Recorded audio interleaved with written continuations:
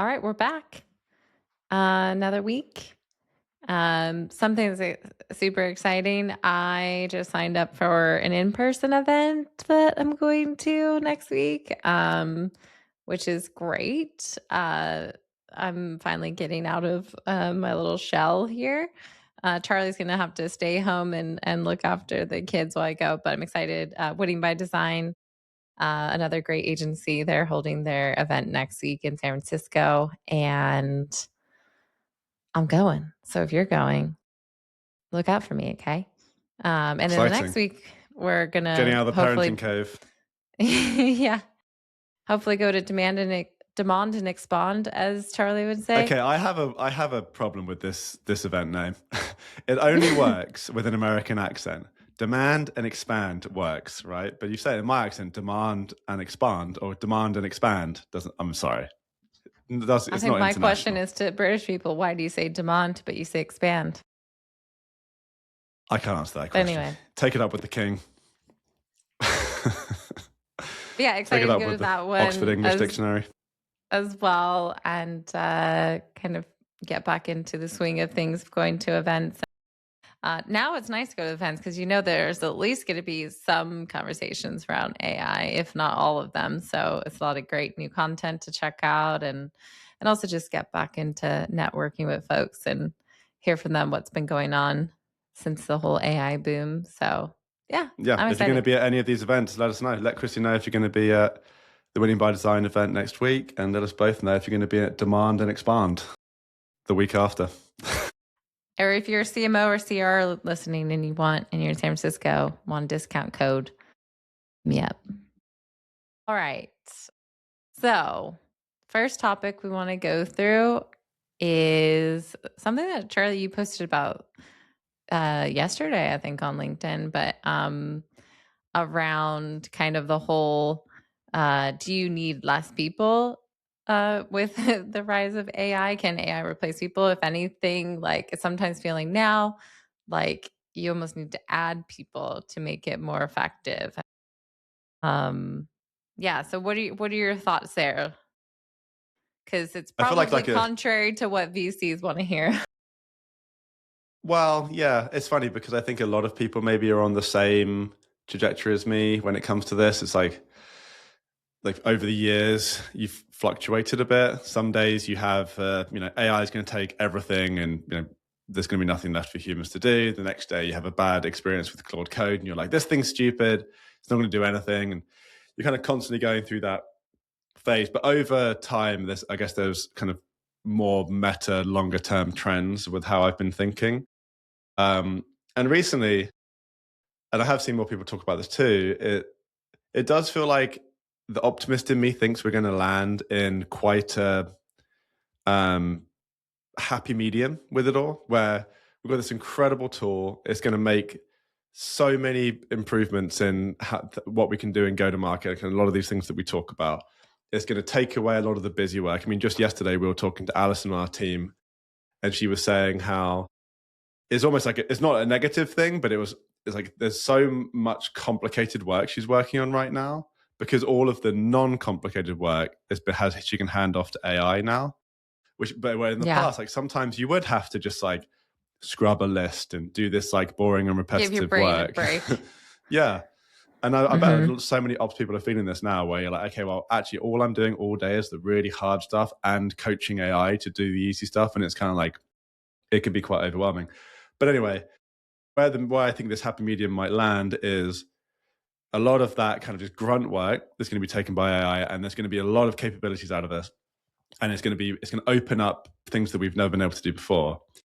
But you're still going to need a team. You're still going to need people. And one of like a concrete example of this is like a lot, and I don't even think this is the best example, but a lot of people want to like vibe code their own CRM, a vibe code, a replacement for a tool.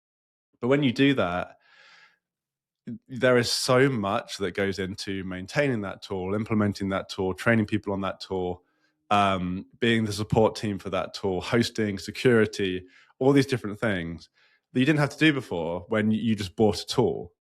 And I think you have to think about it like that. Every time you vibe code or you use agentic coding to build something, you need to monitor it, you need to improve on it, you need to build on it, you need to manage the token cost. There's a lot of this work that comes with it. Uh, so does that ultimately mean, like the whole world of humanity is not going to have a job anymore? I don't think so. I think it means maybe those jobs are going to shift and you're going to need more of some people and less of others.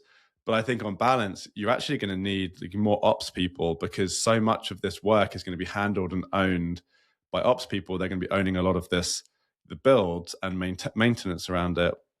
That I think you're going to end up in a situation where in-house, you might have to hire way more than you think, right? Like if you're replacing Salesforce with your own vibe coded tool, which I don't think you should do anyway, say you did, Salesforce has thousands of people maintaining that tool. You're going to have to hire at least like one person to help you maintain that tool. You know what I mean? Like to keep it going and to train people as your company scales. So I don't know. What do you think, Crissy? I agree. I think that I think, especially with the vibe coding example, I think it's like everyone's trying to save their subscription costs and things like that. And it's like, well, in some ways, you're just going to have to transfer that cost just over to a person, an employee costs. And it's like, is that better? Because one's like a cost to the business, another requires person that needs managing. Um, uh, Employee costs are higher, someone to pay taxes on, someone to make happy, someone to get benefits to. And I think that that's great. I think that those people should get hired.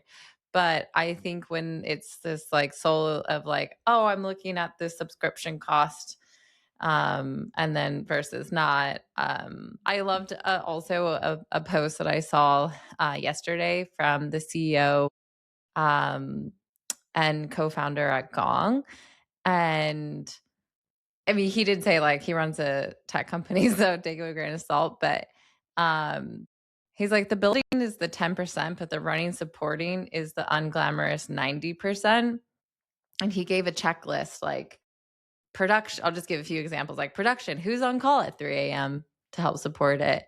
Who's looking at the like what's our uptime SLA? Like who's catching bugs, security and compliance things, the stack tax, like every integration we maintain what like when an API breaks, like who's on that? The performance cost, like you're talking about with like tokens and so forth, docs and support, the people, what happens when that person that built it leaves, and I think operators probably understand this because in some ways we're always kind of like building products and systems and processes that almost act like products, and you just know that that's a big chunk of the job. It's like just ensuring that these things just stay in harmony, like work. And so I think when you don't see that and it's very like black and white, like someone's job is they just come in, do that job and leave, and then you want to replace that. Or when you're looking at a tool, you're like, oh, this like automatically like works. It's like, no. Well, the It business has always doesn't. been confused about that, right? It's like they would always think, even before AI, oh, we bought you this tool, you can do a lot Yeah. more with a lot less. And it's like, someone's always had to look after that tool. And that was before you were building that tool custom. If you build that tool custom, there's a lot more babysitting of that that's going to have to happen. So I Yeah. think the Well, message also, here I think is people need to remember why like tech companies like struggle to become profitable. It's like there's a lot they're of putting a things lot of that go money into on, building the, yeah. like including like support. And Mm-hmm. there's a reason why support kind of isn't great in some ways. And yeah, so Yeah, I think the message here is be careful about the expectations that you're setting with mhm. whatever you're building. Because if you're saying, I'm going to build this thing and it's going to either replace people, it's going to mean we need less people, you might be setting yourself up for an expectation reality disconnect where actually what ends up happening is you might build a thing and maybe have 3 less salespeople, but you need 3 more ops people to help baby that thing, right? Like, and I think now the opposite side of that equation is, or the other way to think about this though, is there are massively amazing things you can do with AI and the use cases we talk about a lot, which do save a lot of time, do unlock a lot of value and mean you have less hours, people hours going into that thing. Hmm. And you just have to be very savvy about where you want to find the thing that's going to help the most, that needs the least babysitting, right? Yeah. There's probably some matrix that we could build for this, right? AI use cases. It's like the most high value thing is going to be the thing that can provide the most value, save the most time, but also need the least amount of babysitting. So, and Yeah. support and building and everything we talked about. That's where maybe you want to start first. Be Hmm. careful about the things that have maybe a lot of value and will save a lot of time, but need massive amounts of babysitting. I would put like vibe coding your own CRM in that. Like, think about how much people complain about CRMs that have billions of dollars behind them. You think you're going to build one that's going to be better than that and be able to keep up like 3 years from now, be just as good as where they're going? So yeah, that's my take on that. We can move on to the next topic, I think. Yeah. More of a PSA, but I like that. I like adding that into the matrix. Okay. The second thing we want to talk about is there's a lot of like rumblings and conversations going on, kind of talking about Clay versus Claude Code, and like, do you need Clay when you have Claude Code? I mean, last week before last, Clay announced its like MCP to Claude, which is kind of interesting. At the same time that they release like, or just on the tail end of function. So I mean, that partnership alone is very interesting. But what are your thoughts on, just first, like when people are thinking like, should I just do I even need Clay when I have Claude Code? And um, like, what's like the practicality of that as well? Because that's my concern. Of like another thing of people aren't really thinking of like practically how that would work for their business. I think it comes down, I'd love to get your take on this as well, but I think it comes down to, again, the build versus buy thing. I actually saw a post on LinkedIn today about how the biggest debate in RevOps right now is build versus buy. And I agree, because I Yeah. think Claude Code is a tool to build. And yes, it can have automations in there, and you can kind of have scheduled jobs, automations. You can have it essentially kind of replace what people would typically think about with a normal automation tool like NA10, or even automation within your different tools like marketing automation and Salesforce. And we've talked about that, like where you shouldn't replace a deterministic automation with a non-deterministic system, because it would actually be worse and probably more expensive. But can Claude Code replace Clay? Now, I think for most companies that need an automated process with AI enrichment, data transformation, a lot of the core use cases of Clay right now, and I reserve the right to change my mind on this, but right now I do not see them saying, okay, let's just either build a version of Clay using Claude Code. It's like truly just like build a product that now we're going to have to maintain that does everything that Clay does, or use Claude Code as kind of that automation layer, which is connected into all of our systems, maybe connected into data enrichment vendors, and running kind of the similar process. So I think when you think about something that's automated, like new account comes in, do research, enrich, waterfalls, standardized data, push to CRM, I think Clay has the edge. When it comes to like one-off processes, though, I think that's where it gets a little bit more nuanced, because Yeah. Claude Code is very good at being like, okay, I'm going to go through and, okay, like let's go do this like rich 2.0 enrichment.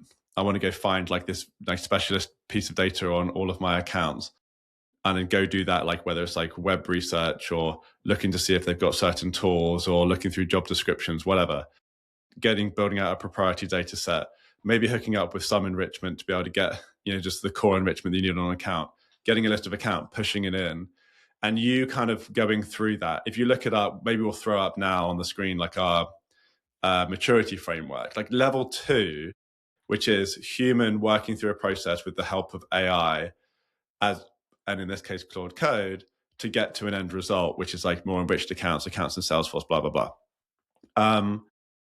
I think you could use one or the other, and Claude Code might be a good way of maybe getting it done like pretty quickly and without having to like build a lot of complicated clay tables.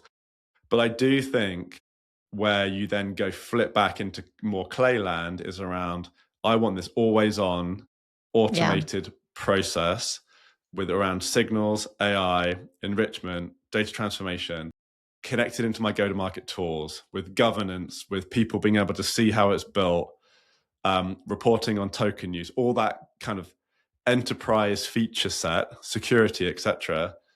That I don't see that right now being completely replaced by Claude Code at most companies that we're interfacing with, which is like scale ups, enterprise companies that have a lot of requirements around a mature product doing these workflows. Maybe if you're a small startup, whatever, might be fine. But as soon as you get into like needing security, guardrails, etc., I think that's when clay is going to still get the edge.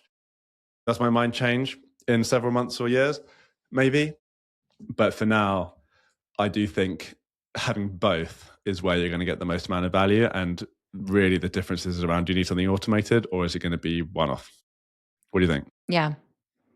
Yeah, I think I agree. I think also there's an element with this kind of stuff too. If you're building out a lot of those automated processes, I think having that within kind of a structure of a platform that has like governance and visibility and things like that, like Clay, I think is very valuable. Um, I also think like I struggled. I would need to kind of see it in practice, but in terms of um, cost and token usage and things like that, like I think that's like a heavy load as well. A lot of actions that you would be doing with Claude Code, where I think you can get like a bit more like control over that within Clay. And I think Clay is better at helping you kind of understand like the what type of data are you bringing in, the access to the data, the different data sources, without you having to fumble around with that for very specific use cases that they know a go-to-market team needs, um, and the whole buy versus build just supporting on top of that. Like you have a team who's like gonna help if you have issues, they're gonna look into it. And so I think, yeah, I would say the thing is also then too, like over time, it's like, well, you know, for marketers, I think they really need to go in with these intentions of like, what is my goal? What am I trying to build? And I do think that a lot of where they're going to see value is building to that level 4, like you said, because you want more of that like system to just be automated and be effective and add on to it and so forth. Um, Level and 3 or level so, 4? sorry, level 3, level 3. Yeah, that's what I thought you meant. Yeah. But actually, this is also another thing I was going to say. Over time, maybe that will turn into a level 4, and then it's like, okay, I think that becomes another. It's like, well, what platform are we going to do that with, or what tool are we going to do that with, instead of building all this stuff within Claude Code? Well, So, do you think enrichment as a capability in go to market, and enrichment meaning easy enrichment like industry, whatever job title, and then more rich enrichment where you're structuring unstructured data from the internet, finding data points that don't exist in a database yet? Do you even think that needs to be a level 4 thing, right? Like level 4, no, and if people probably aren't seeing not. the image, Probably it's like not. level 4 is like an automated agent that has a lot of agency. It can make decisions, it can do things differently. I think something like enrichment and waterfall enrichment, even complicated agent based kind of gathering data that isn't structured in a database type enrichment, I still think it's in the category of you want it just to work the same way pretty much every time, right? Yeah. You don't want an agent deciding, actually, I don't think I want to get this data point anymore. I'm going to get a different one. Maybe you do. Maybe you want that on the edges, but your core Yeah. enrichment that you've decided that you need, like for one of my clients, we're building their, we're looking for job descriptions. We're finding if they've got kind of transformation in how they're handling legal contracts Mhm. noted in the job description. I just want them to just find the job descriptions, track that data, push it to something in Salesforce. I don't want too much agency around that. So I think level 3 is perfectly fine. And that's Well, I think where, yeah. do you need I a think Claude Code to do that, right? I think there's part of that. I think I sometimes I'm almost thinking about when I say the future, I'm trying to think through to like where maybe the role of a salesperson is somewhat changing, where that level 4 is actually like not so much getting that data, enriching it, but it's all the other steps that could be happening within that process and then surfacing in front of like a salesperson. So going out and doing that research, summarizing that, finding the key contacts, and then surfacing that agent, surfacing it up literally to a salesperson and be like, do you approve? I'm going to also verify this person on LinkedIn. Here's their profile. Do you approve? Like, what sequence or whatnot, or what email strategy do you then want to execute now? Like, I think it's going to be, it's a little bit of like, it would take over so much of that process. It's less around like, I'm building automation for enrichment. It's more like I'm having this whole process for how we go and find contacts, figure out what data points that we don't have on that account, surfacing it to the person who cares about that account, and then, verifying the people and then putting it on like a silver platter. And I'm not saying that's exactly how even maybe things should go, but that's the only case where I could maybe see an agent kind of owning that whole process. Don't you think, though, and this is something that I need to maybe even noodle on more, but don't you think, though, that some of those inputs and outputs should just be Yeah. automation, right? Yeah. Like you Yeah. don't like, so for example, That's true. this client that I'm talking about, we have a clay process where for like new accounts or certain accounts that meet thresholds, we're going and finding the right contacts under that account Mhm. and refreshing Yeah. them in CRM. Like that doesn't need AI. Like you don't need AI. I don't need to burn tokens on that. That is purely just like an enrichment thing. So it's almost like this kind of spider web of inputs. Some of them might need AI, like where you're structuring unstructured data from job descriptions, from other sources, whatever. Some of them don't need AI. Just get the right contacts in, just ping those enrichment vendors, get the data in. But then where you might need that level 4 agent is to make sense of all of that. And it's like what we're doing with this client. We've got all of these inputs coming in, and then we have actively AI, which is reasoning over everything, and it's choosing the right accounts to send to sales at the right time, pulling the right context to give to the sales rep to then tell them how to prospect into that account, writing emails for them. That's where you need the reasoning, right? Mhm. Yeah. It's like it's I keep on coming back to This this. is why I said I We've been started that given with this like some of the amazing tool. data stuff. Like maybe I want to make myself clear. Some of the data and the enrichment of the data, all of that would just like happen through automation. But where the agent then comes in is like where you need it to kind of do some reasoning, do some thinking, figure out like this, right? And then kind of serve it up and work as like an interface, like with that rep. Like maybe the same way that an SDR would in the past. Like they used to do that research. They used to try and find the contacts. Then they would meet on a weekly call with the rep and talk through the strategy with their target accounts. Like you would potentially replace that with some automation for the data, but then an agent as more acting like not SDR per se to work alongside and strategize on behalf for Yeah, the AE. anything that can't just be solved with if then Yeah. logic. Anything that needs to structure unstructured data, then AI is great. And we think we need to reserve these token costs in AI for the things that are really hard to do, the things we haven't been able to do in the past, then go back and refactor the things that are just working without AI. And I guess that we've kind of gone off, I've kind of taken us a bit off topic with the Claude Code and Clay, but I think it is part of that same discussion. But that principle that I just said there, applies whether you're using Claude Code or Clay, right? Right. Like we have a lot of processes that we've built with Claude Code where we have a deterministic script to do some analysis, and it's not using AI to write that script in real time or do it. So I think that the principle there applies to both. But I do think when it comes to Claude Code versus Clay, Claude Code is a tool really that's meant to just like build stuff, right? Write code that you can then use either for like automation, but it also is being used right now to like build agents and even like harness agents. And I think when you think of it like that, you need to be very clear about kind of the guardrails, the safety, the what you want to give it access to, etc., and what you're willing to risk with that process, or what you might be losing by maybe shifting the core use cases of Clay to that.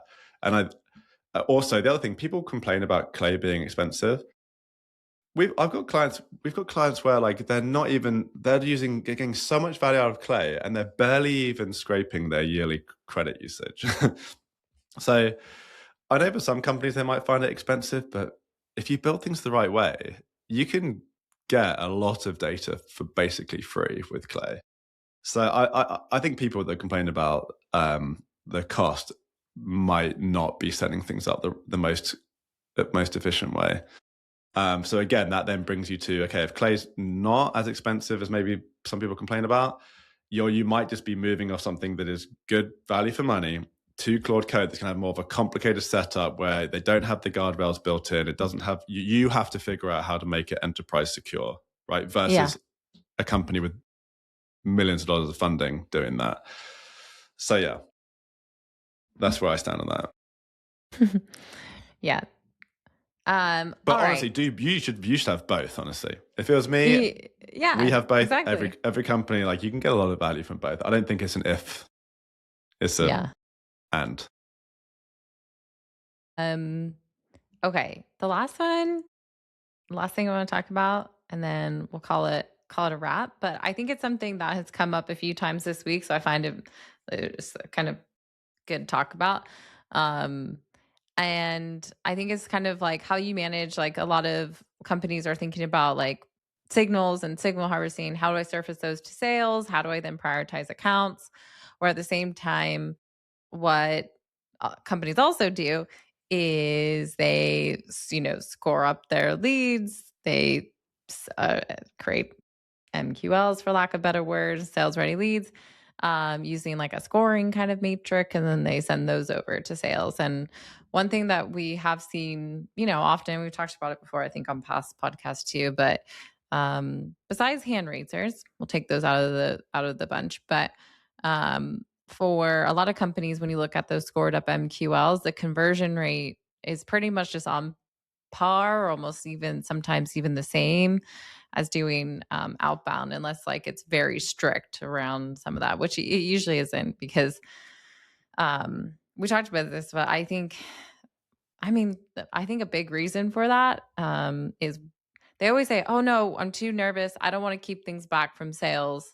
I want sales to follow up with them. There could be someone interested there.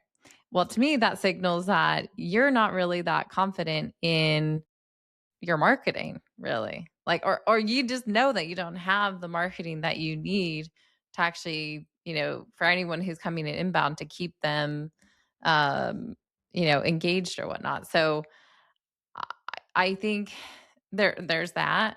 But I think the question is now, okay, well, then what do? You have like, you're trying to be more proactive and harvest these signals and send them over to sales and get them working, on those.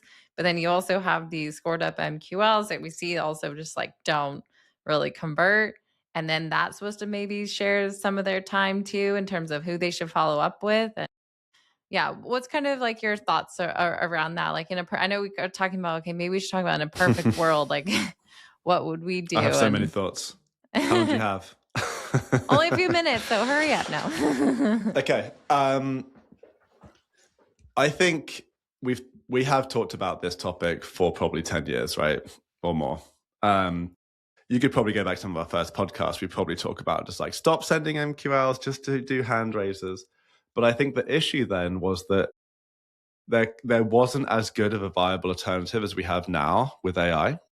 Mhm. What I mean by that is around signals and what you can extract from signals to understand if someone is in market. Now, what I always like to tell the team and clients is think of a scenario, right? If you're, this is going to be a bad, okay, let me think of it. If you're in the market to buy a new mouse, right? This is my mouse. And you're like, I want to buy a new mouse, and you get an email. It could be the shittest email ever. But if someone's like, I have this mouse, it's a good mouse, check it out, you're probably going to click that link, right? And check it out because you're in the market to buy a new mouse. Now, if I've just bought a mouse or I don't have hands, I don't know, it's a stupid thing to say, but I don't need a mouse. And you have the best email, the best offer, the most thought going into your copy, and I send you that email, you're not going to engage because you're not trying to buy a mouse. So outbound has always just been timing, right? Yeah. So, and the way you get to timing is, in my humble opinion, around signals that help you decide if they're either open to a conversation or they're actually explicitly telling you. And we talked about in a couple of podcasts ago about job descriptions and the rich data that is in them when they're trying to hire. Literally, they might say that the person needs to come in and buy your product in the job description. We have seen that with clients, or they're going through some kind of transformation initiative, or they want to start doing, implementing AI into that function, and your product is like the best at AI in that function, whatever it is. There, you now have an ability to find those signals. We've always been able to find those signals, but now you can extract that data out of those signals, right? And understand, is this going to be useful? We've talked about M&A signals not being the best signals. It's kind of obvious. Oh, you got money. Oh, sorry, not M&A, funding. Well, you've got money, great. But actually, can you go and extract more out of that signal to go like, hey, why did they get funding? What are they saying is about the funding they're going to spend their money on? Is that relevant to you? And we haven't been able to do that with AI, and now we can. So I think we can actually get a system where around outbound, where we can actually prioritize the right accounts which have it might meaningfully be in market for our products, that it was very difficult to do before AI. So if you have that system going, you probably can be more confident to just turn off scored up sales ready or scored up MQLs, only have hand raisers. Because if you think about the three categories, you have people who know who you are, who haven't hand raised, people who know who you are, who have hand raised, and people who do not know who you are. The people who know who you are, hand raised, fine, follow up. The people who do know who you are but haven't hand raised, if your marketing's good enough and they already know who you are, probably when they're in market, they're going to hand raise, right? And then, Well, it's so you that want the to be, whole part is like the good enough part. I don't think people are actually doing but good even enough then, I mean, marketing if they there. know who you are and they genuinely come in market, there's going to be a decent percentage of those that reach out to you, right? But then the ones you should focus on are the people who don't know who you are, particularly for some companies that don't have like maybe the brand awareness of like Salesforce or HubSpot or whatever. Yeah. Go find the people who don't know who you are, that have the signals, and try and communicate with them, because now you're expanding that footprint of people who know who you are, who might reach out when they have a buying need, and you might be catching them at the right time. So I think that's my take. It's less about like refining scoring, refining MQLs and thinking about that. It's more like actually what is a fundamentally different way of thinking about it, which is how AI unlocks the ability to actually do meaningful outbound now. That Yeah. probably should have much higher than like a 0.1 conversion rate. Do you agree with that? I think Or I what am I missing? agree. I think some people might still also then confuse like some of the signal. So like some people are like, oh, well, if someone goes to my website, that's a signal. And I'm like, but then that's kind of like someone just downloading a piece of content, except now you still don't even Like an really know if RBB to it's, B, you mean, kind of yeah, thing? you still Like don't even know if an it's the right anonymous. person or who it is. And I think to your point around the signal, it needs to be strong enough to say that there's a project there to me. Or or that Or if you've it's got a from someone strong from your inference there target might be. account that you've been targeting and going after, and it's also an account showing like that's a priority for you, yes, that could be a strong enough signal too. And that's where like even just getting in front of them, in front of that person on your side and making that experience on your side good is great. But I think some folks I think also then conflate that too. They're like, well, that's a signal. That's a really strong signal. But then that's almost too generic of a signal too, to Yeah, make like what do you the say? effort to, like, get in front of that person outbound in a way that's gonna be effective, in my opinion. Like, what do Yeah, you because the other say? thing, exactly, what do you say? Like, if you also want the signal to provide context to the reason why you're reaching out, right? Mhm. And I Yeah, just if come back anything, just to, try and convert that person. Just, like, try and then do marketing to them, and then so because they know about you, right? They're in that category of knowing about you. Yeah. yeah, I just feel like if we've done this a lot and we're doing it more, right? Where we look at, I literally was speaking to Matt on our team yesterday with one of our clients. We did our AI analysis pipeline. Go check out one of our other videos on that. I think it was like the podcast 2 times ago. And one of the big takeaways from that was basically the scoring was broken, right? Like they would send thousands of MQLs through, and you look back at the last 6 months or a year, and basically none of it turned into revenue, right? Yeah. So it's like, if you turn that off, what are you actually losing, right? Mhm. Like, and we're going to do a lot more analysis on this. So we're going to look at things like, okay, how many of those then got recycled and then came back as and hand raised later on and then kind of converted then? If we like try and really uncover, like, if we turn this off, is our assumption that these people, if they eventually become ready, would reach out anyway? Um, is that assumption correct? So Matt's going to do some more analysis on that, and we're going to probably come back with a recommendation to the client. Let's just turn these off, and let's do what we just said here. Let's focus on like true buying signals, not just like ticking the box on signals that I think some companies are doing, which is just like, let's just do some signals and just send them over to sales. Like, truly do signals the right way. Find the signal, extract the data, prioritize the account based on really what we think is a meaningful reason to reach out, and then go through all that sales process on how can we then get it in the right hands of the sales rep. Not just send an alert they're going to ignore, but actually get it in the hands of the sales rep, help them write the copy, keep eating away at that whole process to get from signal to action. And so it actually carries all the way through. Because I think signals, some people have tried them and they haven't worked, but there's so many issues with what they've done. Either it's just like a boring signal, it isn't, they're not extracting additional data, they're just sending an alert to sales, and sales have to then go do all the work after that. So they're not, if you execute it the right way, it works. And Mhm. it will potentially, when we've looked at some of the data out, like even some of the bad outbound converts just as well as the MQLs, right? So it's not like you're trying to beat something that's working awesome. It's you're trying to save the time for the reps to focus on this, and then at a minimum, you're expanding your footprint, right? Because you're talking to people who you weren't going to talk to before. Yeah, definitely. Agreed. There's a lot of nuance there, but Yeah, I'm talking relatively high level, and there's some nuance. Every client's a bit different. Some recommendations I reserve the right to modify based on situations, But this but I is like think something we see that's the across the trajectory. board. Yeah, too. So, um, yeah. All I right. don't think many Well, people are sat there going, "No, I love my MQLs. They're doing so great. My scored up MQLs." Um, if you are, let me know. I want to know what you're doing differently than everyone else, other than maybe you're calling a hand raiser an MQL, which is something, that's fine. Send hand raisers. yeah. All righty. Well, that's it. We got through our 3 topics this week. We'll see you next time. Bye. See you next week. Bye.